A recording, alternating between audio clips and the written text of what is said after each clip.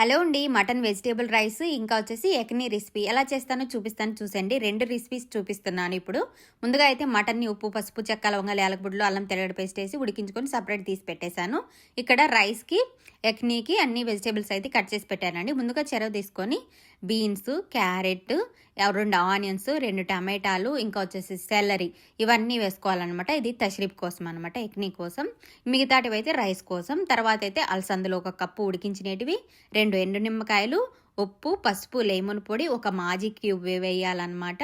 1 టమాటా paste packet ఇది కూడా వేసుకోవాలి. తర్వాత మటన్ ఉడికించిన వాటర్ కొద్దిగా వేయాలి.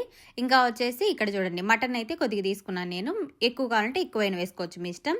కొద్దిగా ఇష్వెంతి వేసుకొని సరిపడ వాటర్ వేసుకొని ఈ ఎక్నీని అయితే బాగా ఉడికించుకోవాలండి. మనకు వెజిటేబుల్స్ అన్నీ బాగా ఉడికిపోవాలి, ఎందుకంటే మటన్ ఆల్రెడీ ఉడికింది కాబట్టి. అంతే, మనకైతే ఎక్నీ రెడీ అయిపోతుంది. ఇప్పుడు రైస్ ఎలా చేస్తానో చూపిస్తాను చూసేయండి. ముందుగా చెరబెట్టుకొని ఆయిల్ వేసుకొని ఆనియన్, అల్లం తెల్లగడ్డ పేస్ట్ వేసుకొని బాగా ఫ్రై చేసుకోవాలి.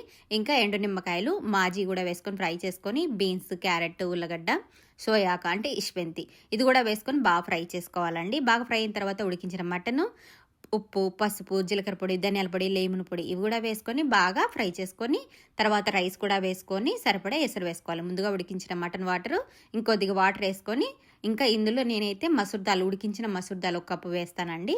అంతే అండి. మనకైతే మనం రైస్ అంతా వాటర్ అంతా ఇంకిపోయేంత వరకు ఉడికించుకోవాలి. ఇందులో నేను 1 గ్లాస్కి 1.5 గ్లాస్ వాటర్ వేసాను. రైస్ని అయితే ముందుగానే కడిగి నానబెట్టుకోవాలంటే 1 గంట ముందైనా నానబెట్టేయాలి. తర్వాత సాఫ్రాన్ వేసి దమ్లో పెట్టేస్తాను. అంతే, సింపుల్. థ్యాంక్ యూ అండి.